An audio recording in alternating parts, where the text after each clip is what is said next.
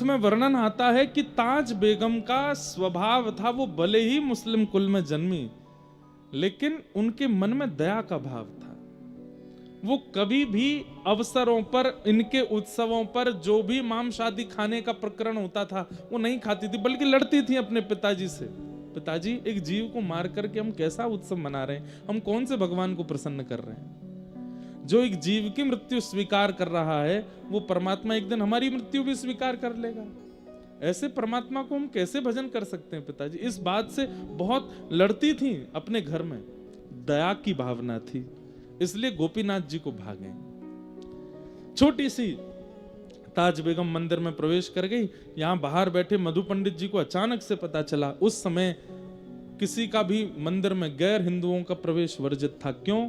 क्योंकि रूप बदल करके भीतर मंदिरों में जाते थे गैर मुस्लिम, और मंदिर में प्रवेश करके गर्भगृह में मांस के टुकड़े फेंके आते थे, अपवित्र करे आते थे।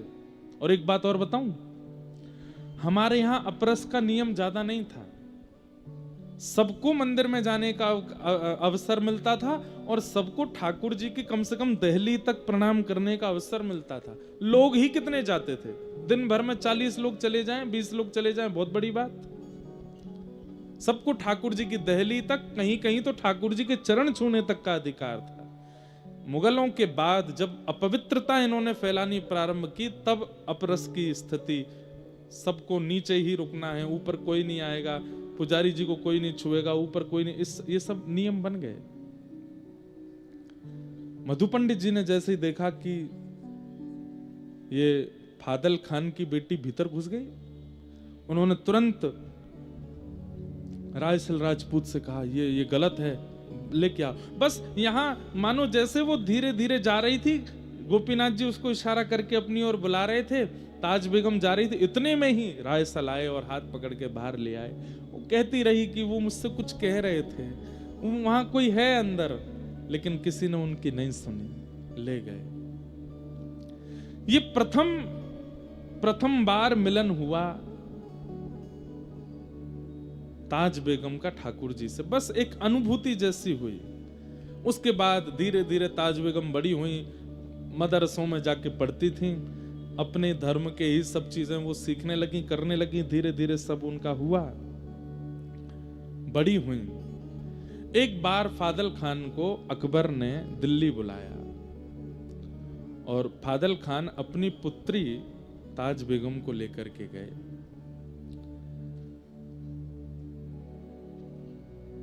जैसे ही सभा में ताज बेगम पर अकबर की दृष्टि पड़ी, और वो जिस काम से बुलाया था वो काम वाम तो सब भूल गए। उसने फादल खान से कहा, हम तुम्हारे सब काम करवाएंगे, जो तुम कहोगे सब कर लेंगे, तुम्हारी जो जो हिसार में तुम चीजें चाहते हो, ये करवाना है वो करवाना है, और भी तुम्हारा सब हम करने को तैयार हैं, पर बदले में हमें कुछ चाहिए। बोले क्या? तुम्हारी पुत्री को हम अपनी बेगम बनाना चाहते हैं। फादल खान सुन करके बहुत चक्का रह गया, बोले कि महाराज आप मेरी पुत्री से विवाह करेंगे? बोले हाँ। उसके लिए तो मानो जैसे परमात्मा प्रकट होके बोल रहे हूं कि अपनी पुत्री मुझे दे दो, अकबर कह रहा है। फादल खान बोले कि मौलवी से दिन निकलवाने की भी जरूरत नहीं महाराज, जिस दिन आप कहो तब ब्याह कर दूंगा। और बादशाह अकबर ने ताज बेगम के साथ विवाह किया। सुंदर तो वो बहुत थी, और बादशाह लोग यही देखते थे, इसके अलावा उनका कोई, उनकी तो अनेक पत्नियां होती थी। ताज बेगम के साथ विवाह कर लिया। लेकिन अकबर के यहां 3 कृष्ण प्रेमी थे जिनका संग ताज बेगम को मिला। पहला जोधाबाई, जो कि अकबर की राजपूताना एक पुत्री हैं, जो कि श्री कृष्ण का भजन करती ही थी, जोधाबाई।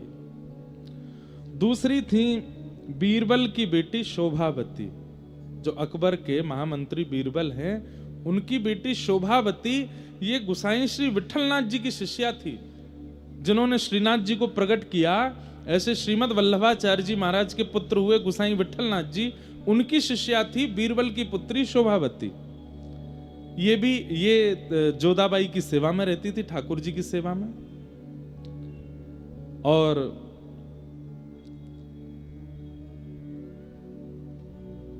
तीसरी हुई वृंदावन दास जी, एक थे, उनकी बेटी लीलावती। ये 3 अकबर के महल में कृष्ण भक्ता थी, और ये पूरे महल के सब कार्यों से बस छुप छुपा करके एकांत में तीनों इकट्ठी होती थी। और यहां शोभावती गुसाई जी से जो कथा सुन के आती थी वो जोधाबाई को और लीलावती को बैठ करके सुनाती थी। एक दिन एक कोने में बैठ करके कथा चल रही थी और शोभावती कथा सुना रही थी। वृंदावन उद्धव प्रसंग, श्री उद्धव जी वृंदावन गए हैं, व्रज गोपियों की सुध लेने के लिए वृंदावन गए हैं। और बस वही प्रसंग कहते कहते नंद बाबा की स्थिति, यशोदा मैया की स्थिति, गोपियों की स्थिति, सखाओं की स्थिति, वृंदावन की स्थिति, यमुना जी की स्थिति कहते कहते श्री किशोरी जी की स्थिति जब कहने लगे, जोधाबाई और लीलावती तो मानो जैसे रो रो करके बेहाल हो रही थी। और उसी समय ताज बेगम नई नई आई है, महल देख रही थी, पूरा घूम रही थी, एक एक कोने देख रही थी। ताज बेगम वहां पहुंच जाती है और वहां पहुंच करके चुपके से देखती है कि ये सब रुदन क्यों कर रहे हैं, इनके रुदन का कारण क्या है। और बैठी बैठी बस वो बाहर से सुनने लगी कि क्या बात है। और शोभावती के मुख से, जब किशोरी जी के मुख से गाया गया भ्रमर गीत, मधुपक तब बंधो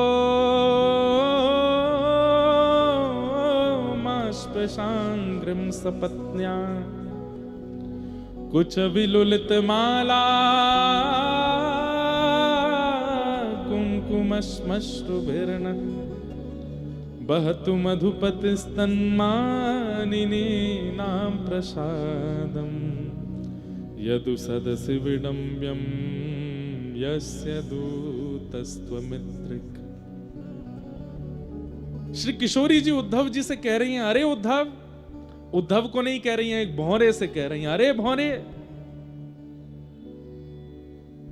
तू एक पुष्प से रस लेता है और उस पुष्प से रस लेने के बाद फिर उस पुष्प को छोड़ के दूसरे पुष्प पर चला जाता है, दूसरे पुष्प का रस लेता है, वहां से फिर तीसरे पुष्प पर चला जाता है। तू एक पुष्प का कभी नहीं रहता, तू अनेकों का रहता है। ऐसे ही तेरे जैसा दिखने वाला वो कृष्ण है।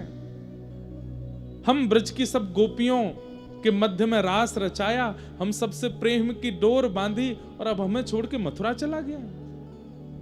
तुझ में और उसमें कोई अंतर नहीं है, तुम एक से ही हो।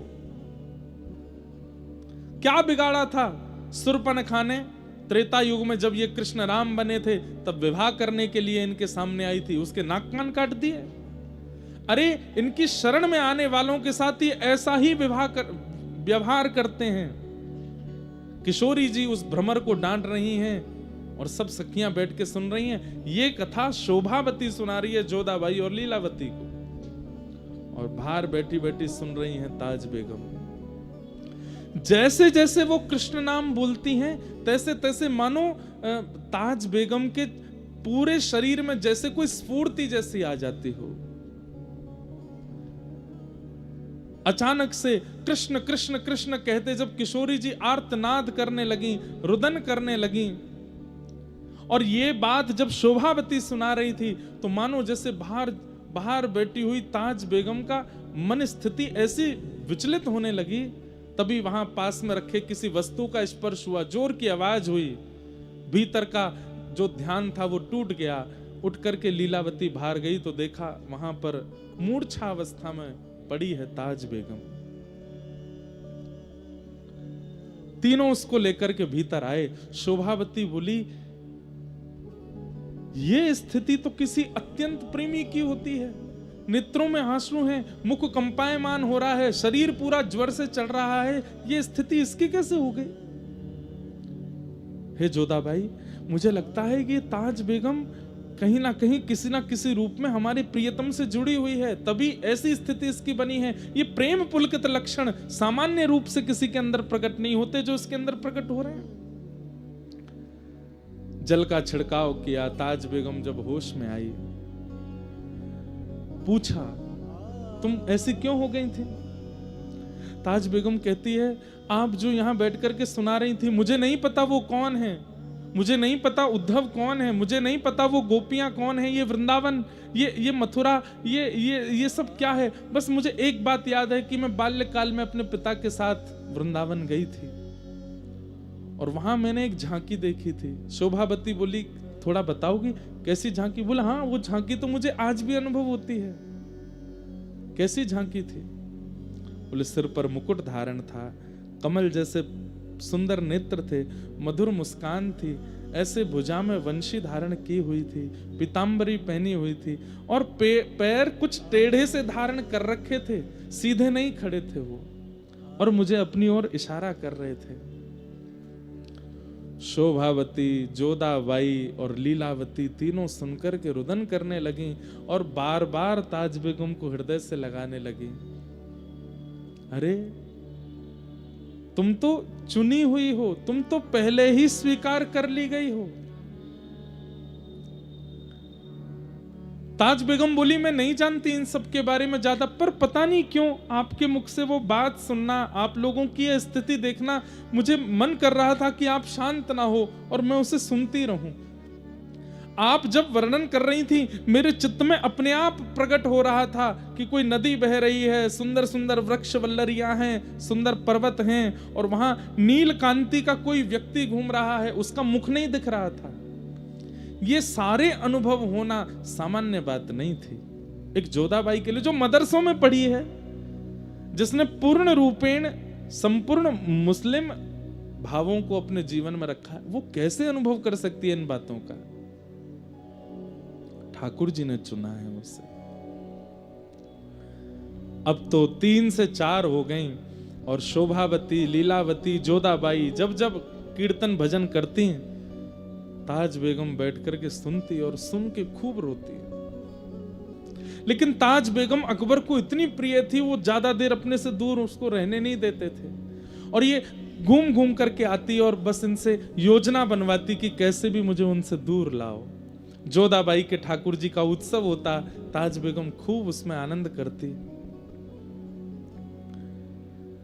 यही कथाओं की श्रृंखला चलती गई और चलते चलते कुछ समय वर्ष निकल गया।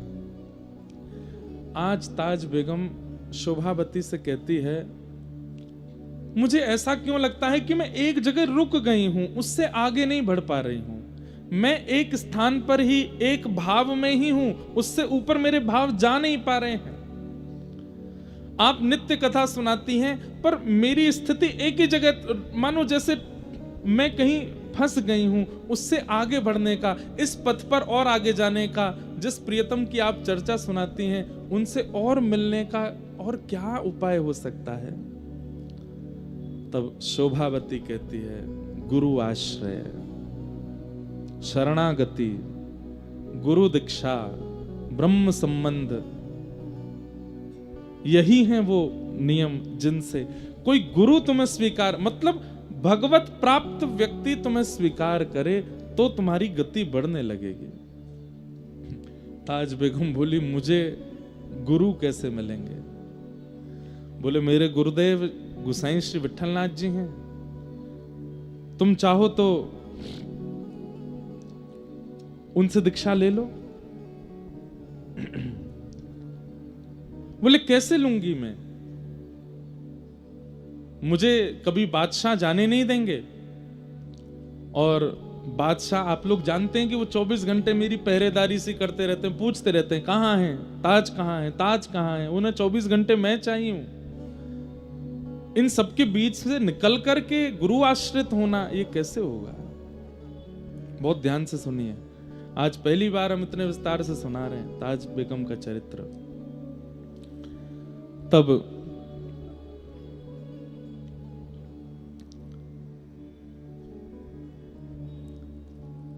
लीलावती, शोभावती ने कहा, पत्र लिखो और पत्र में गुरुदेव से ही पूछो कि इसका समाधान कैसे हो। तब ताज बेगम ने एक पत्र लिखा और पत्र लिख करके गुसाई श्री विठलनाथ जी को भेजा। उस पत्र में लिखा कि मैं ऐसे ऐसे, ताज बेगम मेरा नाम है, मैं अकबर की पत्नी हूं, मेरे लिए बहुत दुष्कर है कृष्ण भक्ति करना, पर मैं फिर भी करती हूं, मुझे क्या क्या अनुभव होते हैं वो सब लिखा। अंत में कहा, गुरुदेव मैं बस आपकी दीक्षा ग्रहण करना चाहती हूं, उसके लिए मुझे मेरे पति को अपने वश में करना है, उनको वश में करने के लिए कोई टोना टोटका बताओ। गोसाई श्री विठलनाथ जी ने जब पत्र देखा और पत्र में जिन जिन भावों की स्थिति उसने बताई थी, उससे वो समझ गए थे। बोले इसने नहीं चुना है ठाकुर जी को, ठाकुर जी ने चुना है इसे। बंधुओं, महीने 2 महीने में अधिकतर वृंदावन के स्वप्न आना, बार बार यमुना जी का दर्शन होना, बार बार वृंदावन रज की स्मृति होना, बार बार व्रजवासी और ब्रज के रसिक संतों का स्वप्न में आना,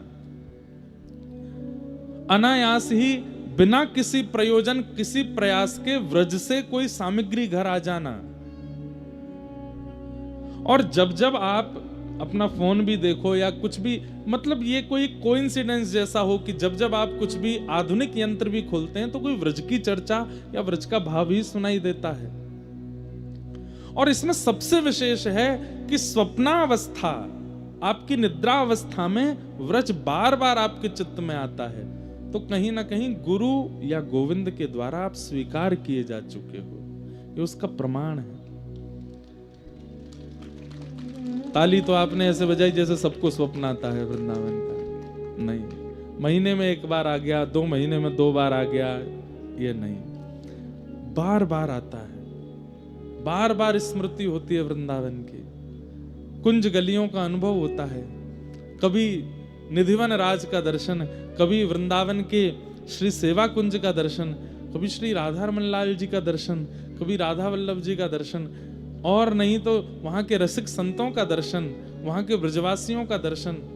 और वृंदावन भी आज वाला वृंदावन नहीं, या वो वाला वृंदावन नहीं जो आप पहले देख करके आए हो, भीड़ भाड़ है, लोग बाग मार काट मची है दर्शन की, नहीं। एक अलग सी अनुभूति होती है, परम शांत, परम सौम्य, परम शीतल वृंदावन का अनुभव स्वप्न में बार बार होता है, या जिस धाम पर आपकी निष्ठा है वहां का अनुभव होता है। तो गुरु गोविंद के द्वारा आप स्वीकार किए जा चुके हो, बस बताइएगा नहीं किसी को, होने दीजिए, होने दीजिए उस अनुभूति को, बार बार होने दीजिए उस चिंतन को। थोड़ा जागृत अवस्था में नियम बना लीजिए, व्रजरज लगाया कीजिए, थोड़ा नाम जप बढ़ा दीजिए, गुरुदेव के द्वारा प्रदत्त मंत्र बढ़ा दीजिए, ठाकुर जी की सेवा बढ़ा दीजिए, बीच बीच में वृंदावन, ये सब गोपनीय रूप से करना है, बताइए मत, होने दीजिए उस अनुभव को। एक दिन वही अनुभव एक ऐसी स्थिति पर ले जाएगा जिस स्थिति की प्राप्ति के लिए तरसते हैं वैष्णव जन। बस एक चीज का ध्यान रखना है, रस बतावे से रस घटे, बताना नहीं है। तो जब पत्र में लिख करके गोसाई जी से पूछा कि ये मेरी स्थिति है, अंत में लिखा कोई टोना टोटका बताइए जिससे मेरे पति मेरे वश में हो जाएं और ये मुझे आपके शरणागति लेने की आज्ञा दे दें। तो हंस करके एक ताम्र पत्र पर कुछ लिखा और उसको एक ताबीज में डाल करके काले कपड़े से बांध करके और गोसाई विठलनाथ जी ने भिजवा दिया अकबर के पास। ताज खां के हाथ जब वो पड़ा तो बोले कि ये ताबीज भेजा है गोसाई जी ने और लिख दिया था कि इसको अपने पति के गले में बांध दो। ताज खां से प्रेम तो करता ही था अकबर। गई और जाकर के पति से कहा, देखो आपको नजर ना लगे, आपको कोई इतने, आप युद्ध में जाते रहते हो, आपकी सुरक्षा के लिए मैंने एक ताबीज बनवाया है, आपको पहना दूं। वो प्रेम तो इतना करता है, अरे तुम जो चाहे को लाओ पहना दो। गले में पहना दिया। अब अकबर की 1 2 3 4 नहीं अनेकों पत्नियां थीं, वो सब ताज बेगम से चिढ़ती थी। उन सब ने ये देखा कि इसकी कोई ऐसी बात निकाल के लाओ कि जो हम अकबर को बताएं तो वो इसको त्यागे। तब किसी ने बताया, बोले कि जोधाबाई तो हिंदू है, उसको तो अकबर ने आज्ञा दी है कि तुम अपना भजन कीर्तन करो, पर मैंने देखा है लीलावती शोभावती और जोधाबाई की सत्संग में छुप करके ये भी जाती है।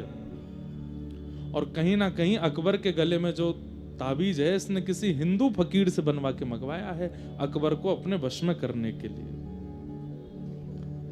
ये बात जाकर के अकबर को बता दी। अकबर ने ताज बेगम को हाजिर किया, बोले ये ताबीज किसी हिंदू फकीर ने बनाया, क्या ये बात सत्य है? ताज बेगम बोली जी ये सत्य है।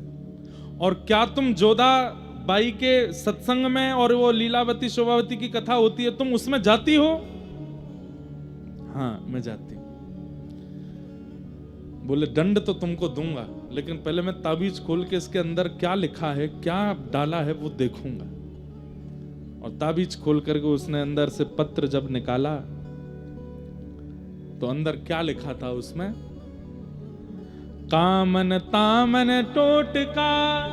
गोसाई जी विठलनाथ जी ने लिखा है, कामन तामन टोटका यह सब डारो धोए, पिया कहे सो कीजिए, आप ही ते बस होए।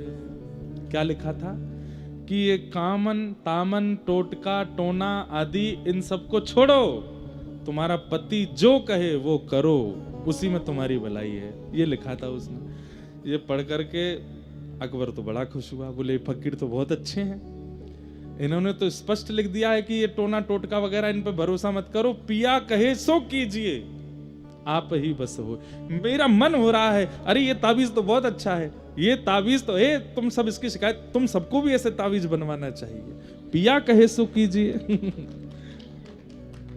गुरु कृपा कैसे होती है, मेरा मन हो रहा है इनसे मिलने का कि कौन है ये फकीर, कौन है? ताज बेगम का तो हाथ पैर कांपने लगा, कैसी गुरु कृपा, ताबीज में ऐसा क्या लिख के दिया है कि वो राजा के मन में, अकबर के मन में आ गया कि मुझे मिलना है इनसे। बोले गोवर्धन में विराजते हैं गोसाई श्री विठलनाथ जी, चलो इनको मिलके आते हैं, इतना अच्छा बेगमों को ज्ञान देने वाले फकीर को तो मिलना चाहिए। निकल पड़े ताज बेगम के साथ गोवर्धन। तलहटी में पहुंचे। अब अकबर बादशाह तो पूरे भारत का है, तो उसके आगे तो आना पड़ता था। गोसाई जी वैसे किसी बादशाह को देख के, हमारे ब्रज के संत ज्यादा उसको देते नहीं थे, लेकिन अकबर में थोड़ा, आप अकबर को देखें, इस पे संतों की बड़ी कृपा। स्वामी श्री हरदास जी का चित्र जो आज पूरे विश्व को मिला, ये अकबर ने बनवाया था। स्वामी श्री हरदास जी का चित्र जो वीणा हाथ में लेके हम सब दर्शन करते हैं, वो अकबर ने बनवाया था। और कहते हैं जहां पर अकबर बैठ के नमाज पढ़ता था, वहां पर मीराबाई का और गोस्वामी तुलसीदास जी का और स्वामी श्री हरदास जी का, इनके चित्र लगे रहते थे, इनका नित्य दर्शन करता था वो। गोसाई श्री विठलनाथ जी के पास गए, वहां जाके उनका दर्शन किया, सब बातचीत हुई। लेकिन गोसाई जी तो अंदर की बात जानते हैं कि ताज बेगम तो चरणाश्रित होने आई है। तब कहा कि आपकी बड़ी कृपा है, आपने मेरी पत्नी को, ये ज्ञान तो सबको मिलना चाहिए, आपने बहुत अच्छा लिखा, मेरा मन हो गया आपसे मिलने का। तब उन्होंने कहा आपको नहीं पता है पर मैं आपको बता देता हूं, आपकी जो गृहिणी है ताज, इसमें जन्म सिद्ध भक्ति के गुण हैं हमारे ठाकुर के प्रति। अकबर ताज की ओर देखे, ताज बेगम कुछ ना कहे, क्या ये सत्य है? बोले जी, लेकिन इस पर आप कुछ कर नहीं सकते। देखिए वो आपका कुछ बुरा नहीं चाहती हैं, और ये तो स्वतंत्रता है, वो किसी को भी भजे, वो मुसलमान है, लेकिन आप तो जानते हैं ये कायम खां परिवार से हैं, इनके पूर्वज तो हिंदू ही थे, इनके मन में थोड़ा कृष्ण भक्ति है, तो ये चरणाश्रित होना चाहती हैं, मुझे करने दीजिए। अकबर बोला मैं रात्रि भर सोचूंगा, लेकिन अकबर के ऊपर भी कैसी कृपा, रात भर सोच के उसने सुबह आज्ञा दे दी। बोले ठीक है, तुम इनसे गुरु दीक्षा ले लो। और आज वो नाच रही हैं, नृत्य कर रही हैं गोवर्धन की तलहटी में। ताज बेगम के जीवन में एक चीज का आपको अनुभव होगा कि इनको ठाकुर जी ने बहुत वियोग नहीं दिया। वियोग दिया है, अंतिम समय में आएगा वो चरित्र भी, पर प्रारंभिक समय में इनको बड़ी अनुकूलताएं मिली, बहुत जल्दी जल्दी भक्ति का मार्ग प्रशस्त होता चला गया। और गोसाई श्री विठलनाथ जी से इन्होंने चरण शरणागति प्राप्त की। प्राप्त करने के बाद गोसाई जी ने इनको मंत्र आदि दे दिए और कहा आप सेवा वेवा तो तुम्हारे यहाँ होगी नहीं, बस तुम ये मंत्र जप लिया करना, जाओ। और ताज बेगम वापस दिल्ली आ गई। यहाँ पर जोधाबाई ने और आदि वो जो दो सखियां और थीं, शोभावती और लीलावती, उन्होंने उत्सव मनाया ताज बेगम के इस मंगलमय दिवस का। आज गुरु दीक्षा हुई है। ताज बेगम अब लिखने लगी हैं। गुरु कृपा होते ही लिखना प्रारंभ हो गया। और ताज बेगम सबसे पहला क्या लिखती है? छैल जो छबीला सब रंग में रंगीला बड़ा, छैल जो छबीला सब रंग में रंगीला बड़ा, चित्त का अड़ीला कहू देव तो सुन्यारा है। माल गल सोहे नाक मोती सेत जो है कान, कुंडल मन मोहे लाल मुकुट सिर धारा है। दुष्ट जन मारे सब संत जो उबारे ताज, चित्त में निहारे प्रण प्रीत करवारा है। नंदजू को प्यारा जिन कंस को पछाड़ा, वह वृंदावन वारा कृष्ण साहिब हमारा है। वह वृंदावन वारा कृष्ण साहिब हमारा है। और ताज बेगम लिखती हैं और सुनकर के जोधाबाई आदि सब निहाल हो जाती है। एक बात तो मैं कहता हूं बंधुओं, जो पाएगा वो गाएगा, वो बिना गाए रह नहीं सकता। और पाए बिना गा रहा है, बिना पाए ही गा रहा है, तो इसका मतलब पाने वाला है। गा रहा है तो इसका मतलब पाने वाला है। गाने वाले की दो ही स्थिति हो सकी, या तो पा चुका है या पाने वाला है। आजकल भी कई लोग रचनाएं करते हैं, पर रचनाओं में लोक रंजन की भावना ज्यादा होती है। लोक रंजन की भावना, ये रीझ जाएं, ये रीझ जाएं। कई बार हम भजन गायकों को भी देखते हैं, बड़े बड़े मंचों पर आते हैं, तो गाते समय ठाकुर जी का स्तवन नहीं कर रहे होते, वो लोगों को देख रहे होते। देखा शब्द पर, मैंने देखो क्या लिखा, मैंने ये शब्द कैसे लिखा। वो लोक रंजन की भावना आ जाती है उनके चित्त में। लोक रंजन के लिए तो बड़े बड़े कवि भी लिखते हैं, लेकिन ठाकुर जी के रंजन के लिए ठाकुर जी की कृपा से ही लिखा जाता है। कितने सुंदर शब्द लिखे हैं। गोसाई श्री विठलनाथ जी का कभी कभी दर्शन करने के लिए जाती थी। एक दिन गोसाई विठलनाथ जी ने परीक्षा ले ली। बोली कि सुनो, तुम भजन करती हो? बोले हाँ। बताओ श्रीनाथ जी को देख करके तुमको क्या अनुभव होता है? ठाकुर जी का दर्शन करके तुमको क्या अनुभूति होती है? वहीं बैठ करके आंसू कवि बन गई हैं ताज बेगम, वहीं बैठ करके लिख दिया है। क्या गा रही हैं? ध्रुव से प्रहलाद, गजग्राह से अहिल्या देखी, शोर और गीधियों विभीषण जिन तारे हैं। पापी अजामिल सुर हरि रैदास कहूं, नानक मलूक ताज तुलसी के प्यारे हैं। धनी नाम देव दादू सदना कसाई जान, गणिका कबीर मीरा सेन उर धारे हैं। जगत को जीवन जहान बीच नाम सुनो, राधा के वल्लभ कृष्ण वल्लभ हमारे हैं। राधा के वल्लभ कृष्ण वल्लभ हमारे। हे नाथ, हे गुरुदेव, मुझे इनके प्रति वल्लभ की स्थिति होती है। राधा के वल्लभ ये हैं और हमारे वल्लभ कृष्ण हैं। मुझे इनमें ऐसा लगता है कि ये मेरे प्रियतम हैं। अच्छा, एक बात और स्पष्ट कर दूं, गोसाई विठलनाथ जी मंदिर में नहीं ले जाते ताज बेगम को, बाहर मिलते हैं मंदिर से। और ताज बेगम भी साज बाज के साथ आती है।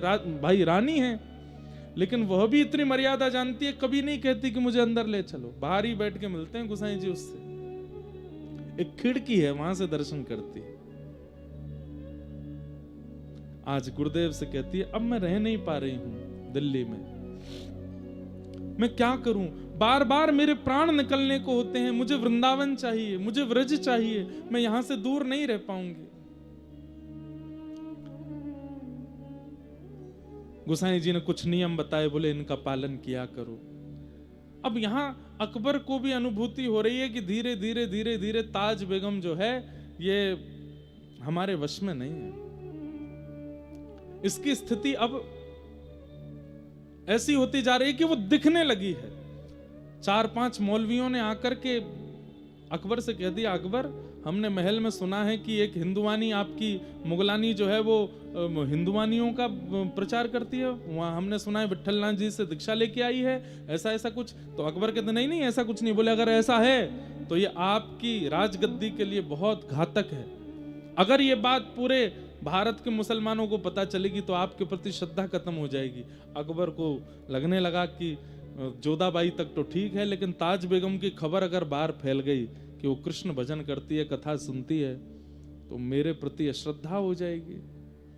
तो एक दिन ताज बेगम से बोलते हैं देखो तुम बार बार वृंदावन मत जाया करो। ताज बेगम बोली देखिए मैं वृंदावन के बिना रह नहीं सकती, अब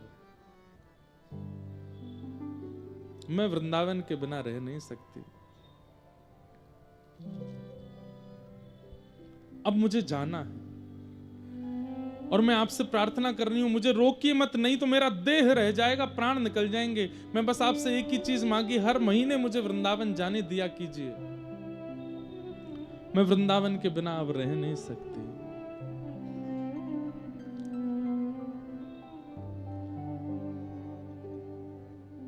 कन्हैया कन्हैया पुकारा करेंगे,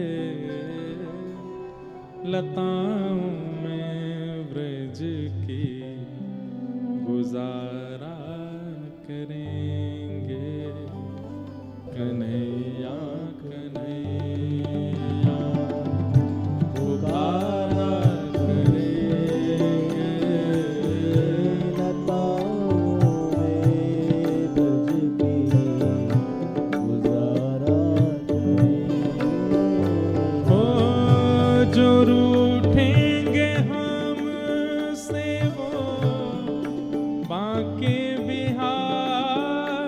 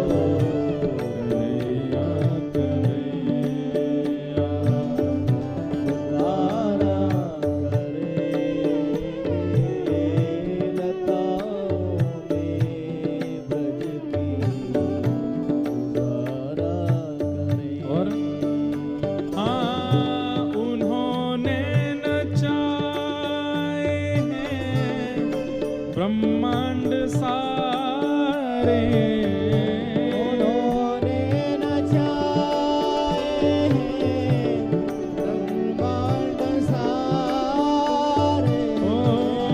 उन्होंने नचाए हैं ब्रह्मांड सारे।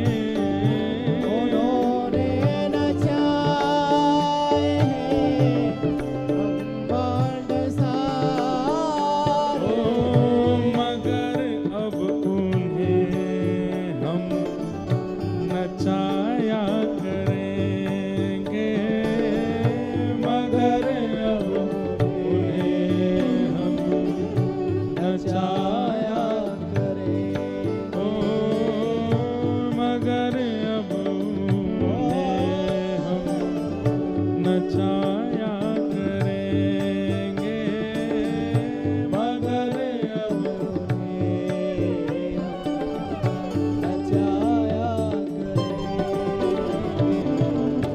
कन्हैया कन्हैया पुकारा करेंगे।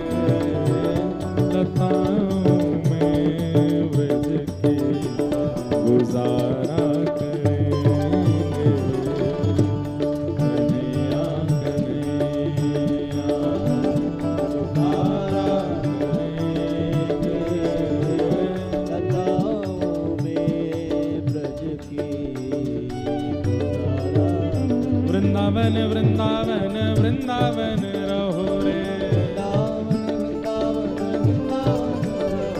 हे वृंदावन वृंदावन वृंदावन चलो रे।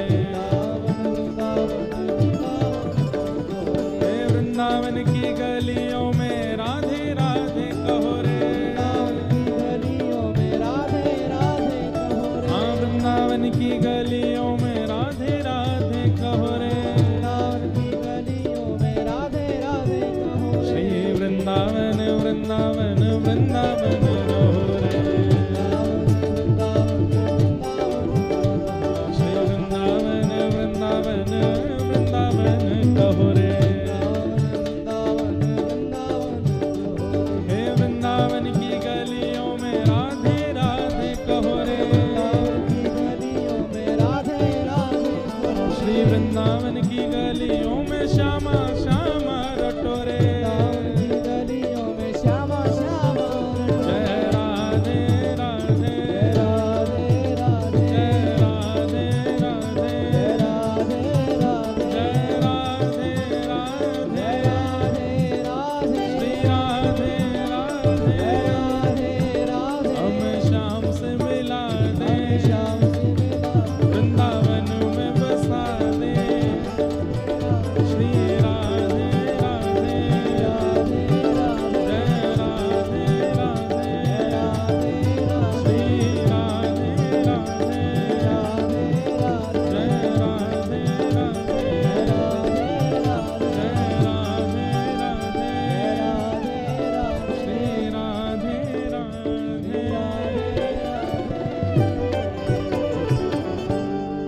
उन्हें प्रेम डोरी से हम बांध लेंगे। उन्हें प्रेम डोरी से हम बांध लेंगे। ओ फिर वो कहाँ भाग जाया करेंगे। फिर वो कहाँ भाग जाया करेंगे। कन्हैया कन्हैया पुकारा करेंगे। लताओं में ब्रज की गुजारा करेंगे। कन्हैया कन्हैया बैठ जाओ। पुकारा करेंगे। लताओं में ब्रज की गुजारा और करेंगे। ताज बेगम की स्थिति देख करके अकबर ने ये निर्णय ले लिया कि बाकी सब मेरी पत्नियां तो दिल्ली रहेंगी, ताज को मैं आगरा के किले में रखूंगा। और ताज बेगम को लेकर के आगरा चले गए ताकि बाकी मुसलमानों की नजरों से ये दूर रहे, क्योंकि जिस स्थिति में जा चुकी है वहां से निकल नहीं पाएगी। और वहां से वृंदावन भी पास है, जब इसका मन होगा चली जाया करेगी। कुछ दिन अकबर पास रहे, फिर अकबर बोले अब देवी मुझे काम है, मैं जा रहा हूं वापस दिल्ली, तुम यहीं रहो, ये पूरा महल तुम्हारा, जब मन किया करे वृंदावन चली जाया करो। ऐसे अनुकूल पति मिलना भी बहुत मुश्किल है, और वो भी अकबर जैसा पति ऐसा मिल गया। ये भी विठलनाथ जी ने कुछ जादू किया होगा जरूरी अकबर पे, तो वो ऐसा हो गया। और ताज बेगम अब वृंदावन जाती हैं, लेकिन मंदिरों में प्रवेश नहीं है, बाहर से ही प्रणाम कर लेती हैं। कभी इस मंदिर का, अब पहले बड़ा दलबल चलता था, धीरे धीरे उस दलबल को कम कर दिया, कुछ कम कर दिए, सैनिक कम कर दी, कुछ पालकियां कम कर दी, हाथी घोड़े कम कर दिए। पूरे वृंदावन में रसिकों को बड़ा कष्ट होता था ताज के आने से। धीरे धीरे ताज बेगम गुप्त चुप्त बस मुंह बदल बदल करके जाती है और ठाकुर जी का अनुभव करती है। वृंदावन में बस घूमती हैं, दर्शन करने का अधिकार तो है नहीं उनके पास। उस समय गोविंद देव जी प्रकट हुए थे, श्रीनाथ जी प्रकट हो चुके थे, मदन मोहन जी प्रकट हो गए थे, गोपीनाथ जी प्रकट हो गए थे, राधा रमण जी प्रकट हो गए थे। राधा वल्लभ जी और बिहारी जी के प्रकट की समय की बात है, संभवतः सप्तनिधि प्रकट हो ही गए होंगे। गोविंद देव जी ये नित्य जाती थी। गोविंद देव जी का मंदिर कहाँ है वृंदावन में? रंगजी मंदिर के सामने लाल पत्थर का मंदिर है, खूब विशाल मंदिर था। वहां की गोविंद देव जी की बड़ी मधुर मधुर कथाएं। हमारे वृंदावन के सप्तनिधियों के प्रथम ठाकुर हैं गोविंद देव जी। तो गोविंद देव जी जाती, गोपीनाथ जी जाती, जिनको इन्होंने बचपन में देखा था, तो वही बाहर से दर्शन करती। तो बाहर से दर्शन करने में क्या होता कि दर्शनार्थी इतने खड़े होते, तो कभी तो ठाकुर जी की पीताम्बरी ही दिखती, कभी ठाकुर जी की वंशी ही दिखती, कभी ठाकुर जी की भुजा ही दिखती, कभी बस मुकुट ही दिखता। मुखमंडल सालों तक इतनी भीड़ के कारण मुखमंडल दिखता ही नहीं था। खूब देर खड़ी रहती, हल्की सी झलक आती और फिर कोई आ जाता सामने, पर ये बाहर से दर्शन करती थी, अंदर नहीं जाती थी, नियम नहीं तोड़ती थी। लेकिन सालों साल दर्शन करते करते करते एक दिन इनको गुस्सा आया और ठाकुर जी से बोले, मैं भीतर नहीं आ सकती क्योंकि मैं मुगलानी हूं, पर आप तो बाहर आ सकते हो, आप क्यों नहीं आते? क्या मेरे भजन में, क्या मेरे साधन में, क्या मेरे भाव में कोई कमी है जो आप बाहर नहीं आते? अरे आपको जगत का नाथ कहा जाता है, तो फिर अकेले हिंदुओं पर कृपा क्यों कर रहे हो? क्या हम मुसलमान जगत में नहीं आते? और आपको मेरे मुस्लिम भेष से इतनी तकलीफ है, तो चलो आज बन के आती हूँ हिंदुआनी। और आज गई हैं, हाथों में मेहंदी लगाई, पैरों में महावर लगाए, बुर्का आदि जैसा कुछ पहनती थी, आज घेरदार पहना है स्वरूप, सिर पर चुनरी डाली, अपने केश के बीच में सिंदूर लगाया है, हाथों में चूड़ियां पहनी हैं। और जैसा एक हिंदू प्रवेश हमारे माताएं बहनों का जैसा स्वरूप होता है, वैसा स्वरूप बना करके, पैरों में पाजे वादी पहन करके, और बिल्कुल मानो ऐसा लग रहा था कोई राजपूतानी आ रही है। आज श्रृंगार करके आई और गोविंद देव जी के सामने खड़े होकर के ताज बेगम ने एक पद गाया, सुनो दिल जाने मेरे दिल की कहानी, सुनो दिल जानी मेरे दिल की कहानी, तेरे हाथ हूँ बिकानी, तेरे हाथ हूँ बिकानी, बदनाम भी सहूंगी, सुनो दिल जानी मेरे दिल की कहानी। शब्दों में थोड़े उर्दू शब्द हो सकते हैं क्योंकि मुसलमान ही हैं। देव पूजा ठानी में नवाज हूँ भुलानी, तजे कलमा कुरान तेरे गुणन गहूंगी मैं। क्या देखना चाहते हैं आप?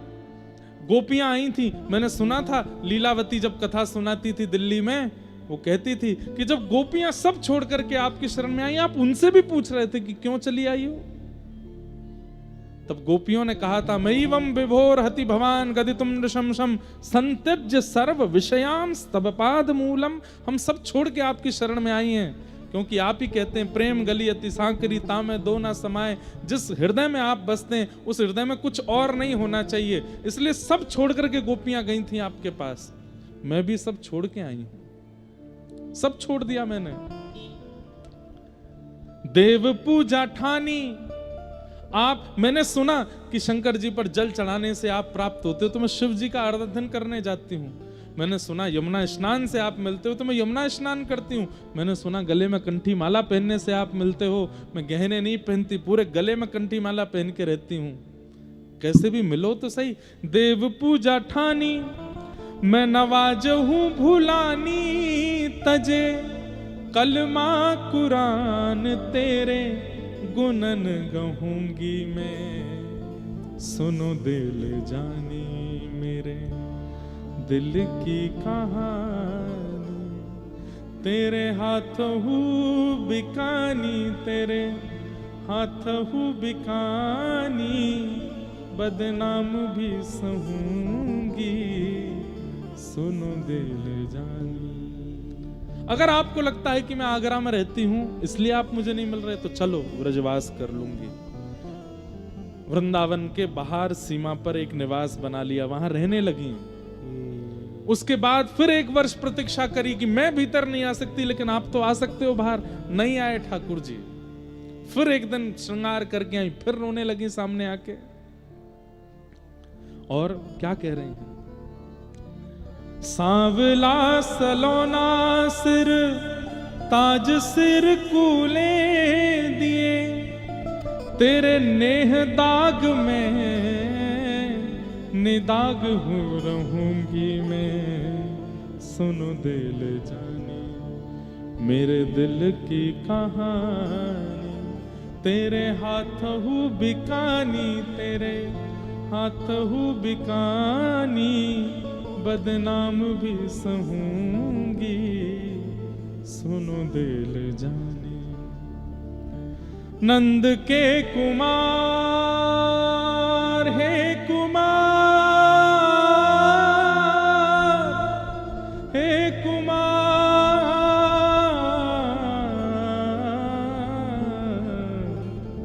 नंद के कुमार कुर्बान तेरी सूरत पे, हूँ तो मुसलमानी हिंदुआनी हो रहूंगी मैं। आज से सिंदूर भरूंगी, हाथों में चूड़ी पहनूंगी, महावर लगाऊंगी। जैसे आपको हिंदू प्रिय है तो मैं हिंदू बन के रहूंगी।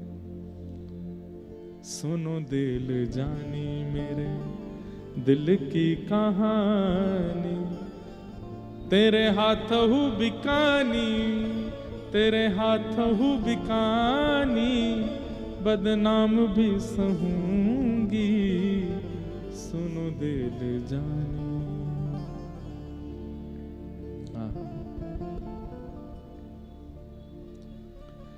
कहत सहजादी ठाकुर कभी सौंपेज कर, वृंदावन छोड़ अब कितहूँ न जाऊंगी।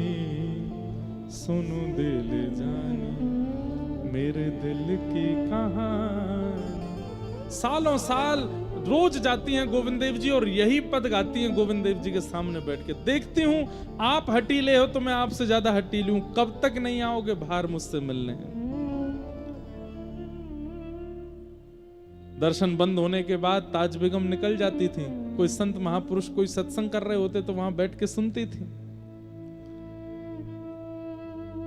भोजन पानी त्याग दिया है कि नहीं मिलेंगे तो फिर अन्न ग्रहण नहीं करूंगी। मैं मंदिर की पवित्रता देख के भीतर नहीं आऊंगी, पर आपको बाहर आना पड़ेगा, मेरी जिद है अब। तभी एक दिन अचानक से मानो ताज बेगम को रात्रि यमुना पुलिन पर जिस कुटिया में रहती थी वहां पड़े पड़े स्मरण हुआ कि अरे लीलावती ने कथा में सुनाया था कि सब ब्रज गोपिकाएं अपने घर छोड़ करके जब इनसे मिलने के लिए गई तो ये मिले और उनके साथ रास किया और फिर अंतर ध्यान हो गए। और अंतर ध्यान होने के बाद जैसी अभी मेरी स्थिति है, मैं पेड़ों से बात करने लगती हूँ, मैं यमुना जी से बात करने लगती हूँ, मैं जल थल किसी का विचार ना करके सबको चैतन्य मान के चर्चा करती हूँ, सबसे पूछती हूँ कहाँ मिलेंगे श्याम सुंदर। यही स्थिति तो गोपियों की हुई थी। फिर क्या किया था उन गोपियों ने, क्या बताया था लीलावती ने? अरे उसने बताया था यमुना तट पर श्री किशोरी जी की शरण ग्रहण की थी, और किशोरी जी की शरण ग्रहण करने पर गोपी गीत गाया था। और तब श्याम सुंदर ताशाम आविर्भूत सौरी स्मयमाय मुखाम्बुज पीतांबर दरश रघवी साक्षान मनमत प्रकट हो गए थे ठाकुर जी। अरे मैं किशोरी जी के पास तो गई ही नहीं अभी तक। तब ताज बेगम बरसाना जाती है और श्री जी के महल पर नहीं चढ़ती है, बस नीचे से ही पुकार रही है श्री जी को, नीचे से ही शिकायतें कर रही है, मैंने सब छोड़ दिया, सब त्याग दिया। देखिए ना आपके वल्लभ कितना सताते हैं हमें। हे किशोरी जी, आपकी कहानी लेकर के, आपकी आशा लेकर के आज फिर जा रही हूं, कह दो, समझा दो इन्हें, मिले मुझसे। बंदी बनूंगी राधा रानी महारानी जुकी, तुर्किन बहाए नाम गोपिका रखूंगी मैं, सुनो दिल जानी मेरे दिल की कहानी, तेरे हाथ हूँ बिकानी, तेरे हाथ हूँ बिकानी, बदनाम भी सहूंगी, सुनो दिल जानी। और आज किशोरी जी को प्रणाम करके गई, गोविंद देव जी के सामने जाकर के गाने लगी, लेकिन आज भी ठाकुर जी नहीं आए। रोती बिलखती चली गई अपनी कुटिया में। आज 4-5 दिन हो गए, कुछ खाया पिया नहीं है, और बस अब सोच लिया अब इनके पास भी नहीं जाऊंगी। किशोरी जी भी इनसे ही मिल गई हैं, वो भी कोई कृपा नहीं कर रही हैं, और पड़ी पड़ी बस बोली अब बस यहीं प्राण त्याग दूंगी, अपने इस देह को अंत कर दूंगी। और सुन लो हे गोविंद देव, सुन लो मेरी बात, तुमसे कह करके जा रही हूं, यहीं यमुना जी के तट पर वृंदावन में तुम्हारा दर्शन करते हुए आज प्राण त्याग दूंगी मैं अपने। इस जन्म में नहीं मिलोगे तो अंत में आपका स्मरण करते हुए, वृंदावन का स्मरण करते हुए, यमुना जी का स्मरण करते हुए जब प्राण त्यागूंगी तो अगले जन्म में वृंदावन वासिनी बन करके आऊंगी, फिर तुम्हें प्राप्त करूंगी, छोड़ूंगी नहीं। एक बार आ गई हूं शरण में, अब नहीं छोड़ूंगी। शायद मेरे मुसलमान होने से ही तुमको दिक्कत है, तो मैं ब्रजवासिनी बन करके आऊंगी। बस इसी विरह में यमुना जी और सबसे प्रार्थना कर रही हूं, मेरे प्राण ले जाओ, अब नहीं जीवित रहना।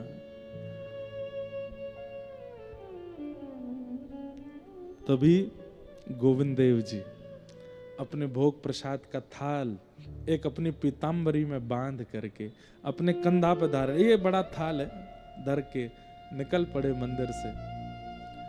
अर्धरात्रि का समय है, चंदन की सौंधी सुगंधी आ रही है, ताज बेगम के नेत्र खुल नहीं रहे हैं, भूखी प्यासी है कितने दिनों से। अरे बड़े बड़े उसमें रही है, राजशाही तरीकों से रही है, भूखा रहने का अधिकार उसको अभ्यास नहीं है। प्यास के कारण जीव सूख गई है, कंठ सूख गया है, प्राण निकलने की स्थिति में है। और उसी समय देखती है कि किसी ने दरवाजे पर दस्तक दी है, चंदन की सुगंधी से पूरी कुटिया महक उठी है। और तभी द्वार खुलता है। आहा, वरहा पीडम नटवर वपुः कर्णयो कर्णकारं बिभ्रतवासः कनक कपिसं वैजयन्तीं च मालां वंशी विभूषित करा नवनीर दाभात पीतांबरा अरुण बिंब फलाधरोष्ठात। कमल नयन श्याम सुंदर की ऐसी मधुर झांकी, अपने कंधे पर थाल लिए, दूसरा हाथ अपने कमर पर रखे और थाड़े हैं। अरे ताज, तो को भूख ना लगे? देख करके तो ताज बेगम बस अपने होश खो बैठी है। श्याम सुंदर, गोविंद देव, मेरे मदन मोहन, मेरे साहिब आप हैं क्या? हाँ, मैं ही आया हूं। मूर्छित हो गई। वहीं मूर्छित हो गई। ठाकुर जी अपना थाल रखे, ताज बेगम के सिर पर अपना हाथ फेरने लगे, उसके अश्रु पोंछे, और बस ये क्षणिक सी कृपा करके ठाकुर जी वहां से अंतर ध्यान हो गए। कोई कहता है ठाकुर जी घर आएंगे तो हम ऐसा करेंगे, ठाकुर जी घर आएंगे तो हम अंगना सजाएंगे, दीप जलाएंगे। अरे ठाकुर जी घर आएंगे, बेहोश हो जाओगे आप, उनकी रूप झांकी सह नहीं कर पाओगे। और एक बात बोलूं, ठाकुर जी घर आए और आप कुछ कर पाए तो समझो ठाकुर जी ने कोई और आया है। ठाकुर जी घर आए तो कुछ नहीं होगा, कुछ कर ही नहीं पाओगे, बैठे रह जाओगे, स्तब्ध मूर्तिमंत हो जाओगे, आपकी इंद्रियां शिथिल हो जाएंगी। ठाकुर जी चले गए, अपनी पीतांबरी और पीतांबरी में बंधे थाल को छोड़ गए। थोड़ी देर बाद जब होश आया, रोने लगे, निकल करके बाहर पूरे वृंदावन की परिक्रमा रोते हुए लगाया। कहां चले गए श्याम सुंदर, कहां चले गए आप? नहीं मिले। देखा सुबह का सूर्योदय हो रहा है, कुटिया पर आ गई है, पूरे वृंदावन को देख लिया, लेकिन ठाकुर जी नहीं मिले। तब अपनी कुटिया के बाहर उस रज को बार बार अपने अंग से लगाती, यहीं तो खड़े थे, ऐसे ही तो ठाड़े थे, और उस थाल को अपने कंधे पर उठाती है, ठाकुर जी की तरह ठाड़ी हो जाती है, ऐसे ही तो ठाड़े थे, वह आकृति बनाने लगती है।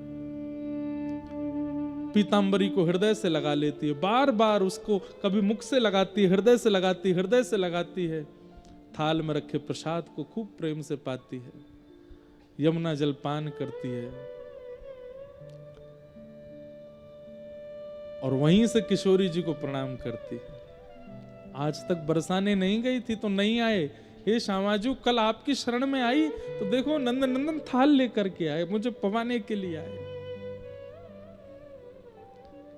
बस अब कुछ नहीं चाहिए, बस ये दर्शन अवलोकन हो गया और कुछ नहीं चाहिए। बस अब एक ही आश है, मुझे ले जाइए, मैं अब नहीं रह सकती इस संसार में।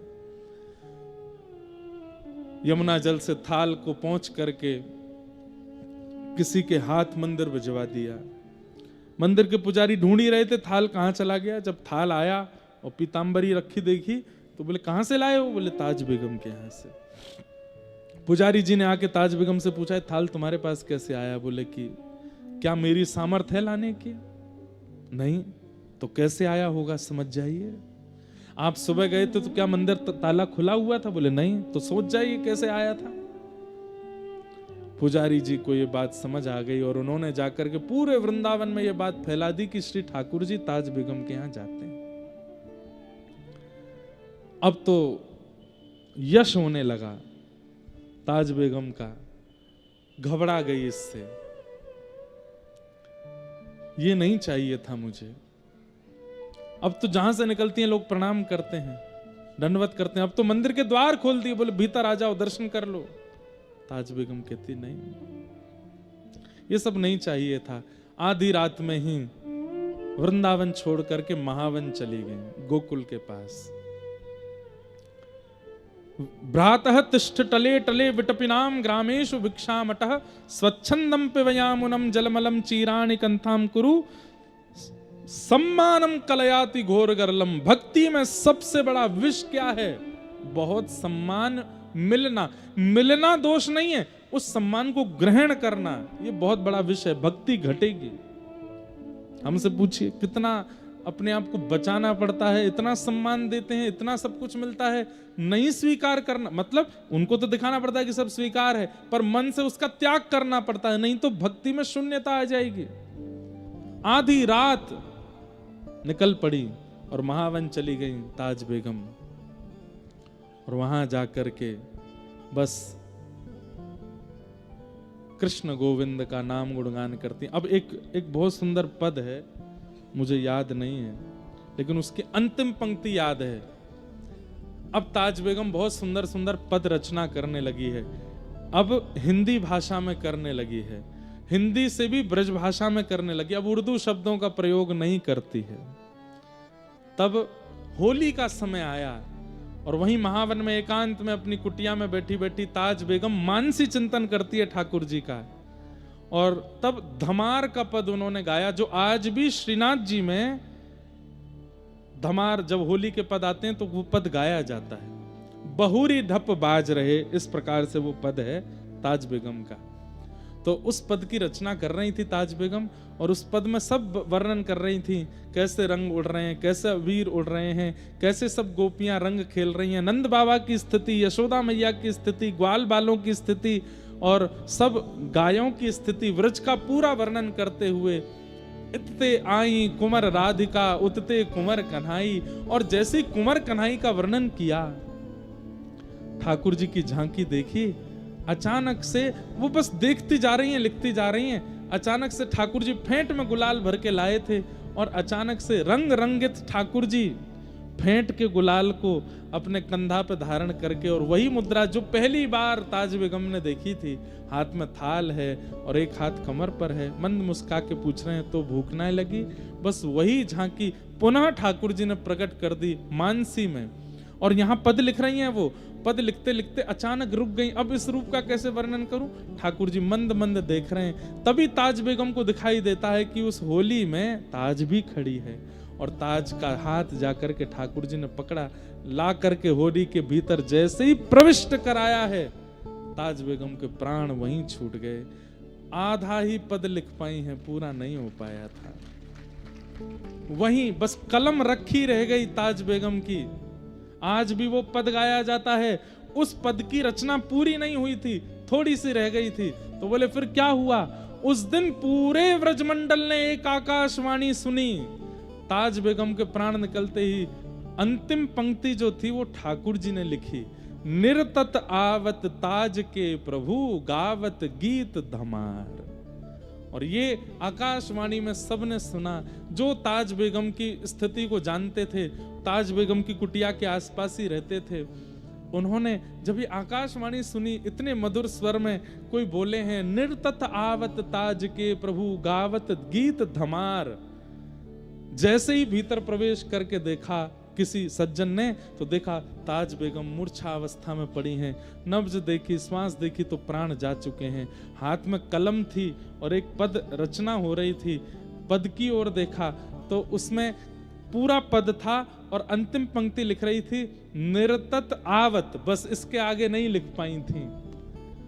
तब उन्होंने नेत्रों में आंसू भराए। ठाकुर जी ने आकाशवाणी करके पद को पूरा किया, निर्तत आवत ताज के प्रभु गावत गीत धमार। और श्री ताज बेगम को ठाकुर जी अपनी नित्य लीला में प्रवेश कराकर, आज भी ताज बेगम की समाधि है महावन में। बड़े बड़े सिद्ध लोग जाते हैं और वहां जाके श्री ताज बेगम जी को प्रणाम करते हैं। ऐसी ताज बेगम जिन्होंने ठाकुर जी को प्रियतम मान करके, उनके प्रति पति भाव रख के,